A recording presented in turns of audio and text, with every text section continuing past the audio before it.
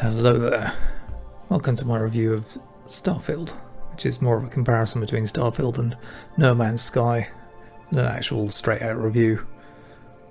Despite all the rage that's been surrounding Starfield, particularly on Twitter, etc.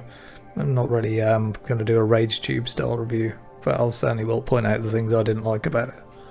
'Cause we're boring! But first, a very brief history of spacey games on this piece of junk. Back in 1982, you could play this, which is kind of like a planet which you travel between, even though they look pretty much exactly the same, and you could shoot aliens, which is much like this one from 1993 called Frontier, which is its sequel.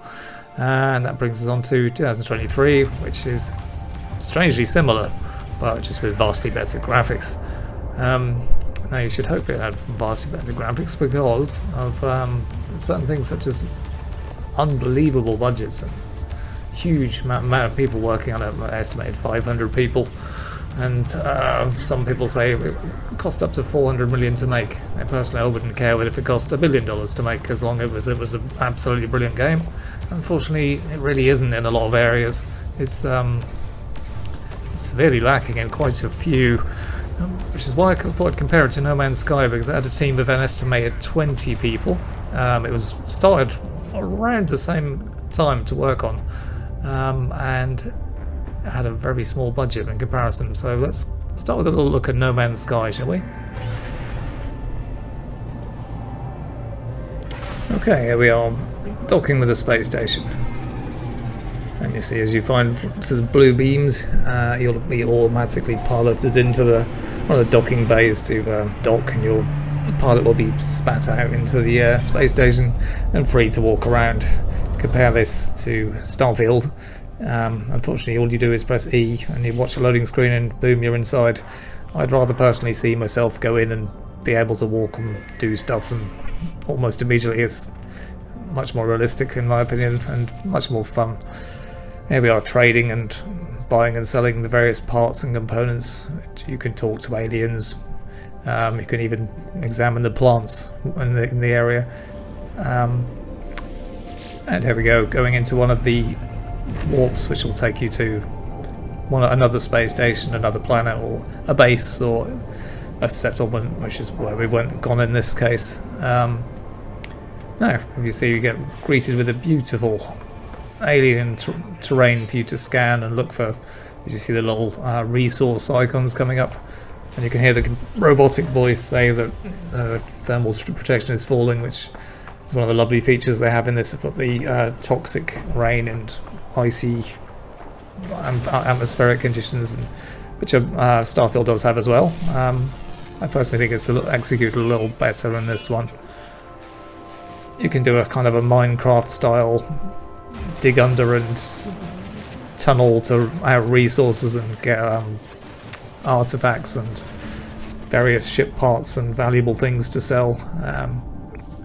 Tunnel your way to out of danger if you're escaping from an acid rainfall or a robot, etc.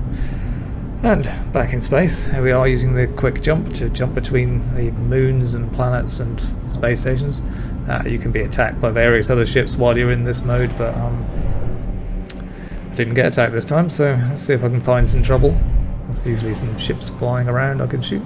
Just to show you the similarity of the combat between this and Starfield. This is of course a comparison. This is one of the few areas I'd call a draw between this and Starfield, because there's not really a great deal of difference in it. They both have multiple weapons you can buy, you both have ship parts that can get damaged and shields to be drained. It's kind of an action combat, fairly simplistic, but it does the job. They both do the job. Nothing groundbreaking, nothing much different from the 1982 Elite, to be honest. But okay. Right, so unfortunately on to gripe number one. How does a game that cost this much have such ugly, unprofessional looking trees embedded through the steel girders? I have no idea. Anyway, ignoring the incredibly dull sky, let's pretend that that's a gloomy storm. We'll walk around the unbelievably boring and plain looking terrain and scan various resources using the really primitive user interface. As you just saw from No Man's Sky, how on earth did they manage to make such ugly user interfaces? And if you want some ugly user interfaces, here's some more. I don't know, like, was this a stylistic choice? I mean, okay, I guess the actual computer consoles within the game, that's sort of forgivable, it could be stylized, but this is the skill screen. Really? It made most mobile games look a lot better than that. I'm baffled at how this was made. Anyway, here's another thing to compare. Just going back to No Man's Sky for a second. Here is me getting out of my ship, and then getting into my ship on the surface of the planet. Just ignore me shooting that. Okay, well, I'm in my ship. I'm now going to take off. Fly over the surface a little. Move my head around in the cockpit. Just fly and look around. I could land again if I wanted, if I saw anything interesting. But no, I can just hit the boosters, and off I go into the atmosphere, through the atmosphere, and I'm in space. I can look back, swinging the ship around. I look over the very alien-looking world. And that's just a thing of beauty. It gives you a real feeling of freedom. I can take off, I can land. I can take off again, I can land somewhere else. I can go somewhere else entirely if I want. I can just engage my pulse drive and off I go. Here I am, whizzing back to the space station. Okay, back to Starfield. Here's Starfield's version of that. I've got back into my ship. I drove to Scully World. I press launch. And rousing music. Agreed with a small cutscene which becomes tedious very quickly. I'm not in control of anything. I just watched this cutscene. A spinny little loading thing, and I'm back in space. And even if I fire my ship straight at that, fire my boosters straight at that planet, I can't land again. I have to select a landing site and press land, and watch a little loading screen, and I'm back on the planet. I mean, if you're going to make a space game, make it so you actually go in and have space rather than just have a loading screen. It doesn't really seem to be any point in making a space game, if not. Okay, continuing on the similar theme, here's the little horrible user interface as usual. Here's a little list of quests. I can pick a new quest and say, oh, I want to go to this new quest location. New loading screen. And I go to the quest location. I go into a building. New loading screen. I think you're sensing a theme here. Possibly my biggest gripe with this game, in fact.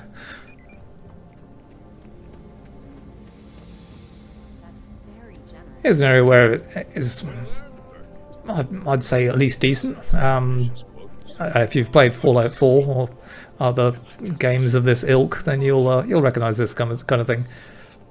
The NPCs, personally, I'm not feeling them. They look like people wearing skin, not actual people, if you know what I mean. I mean, there's something dead about that guy. He looks like, I mean, he's surely about to be dead, but he looks dead already. Anyway, you can pick various choices in these conversations which can lead to you bargaining your way out of it, paying your way out of it, or just shooting them. I mean, the story does have at least a reasonably free kind of narrative where you can choose to be a really good guy or a ranger or a... I mean, that's quite a nice note. It's not very immersive because the people are very plastic and the voice acting's kind of a bit... Meh.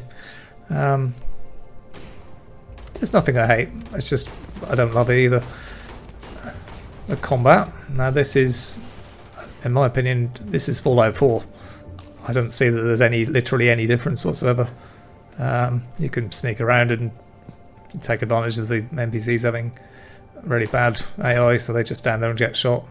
And before you know it, you think, oh yeah, I'm playing Fallout 4 again. And there is Fallout 4. Is there any difference? I mean, presumably it's the same engine anyway. Okay, time for another loading screen.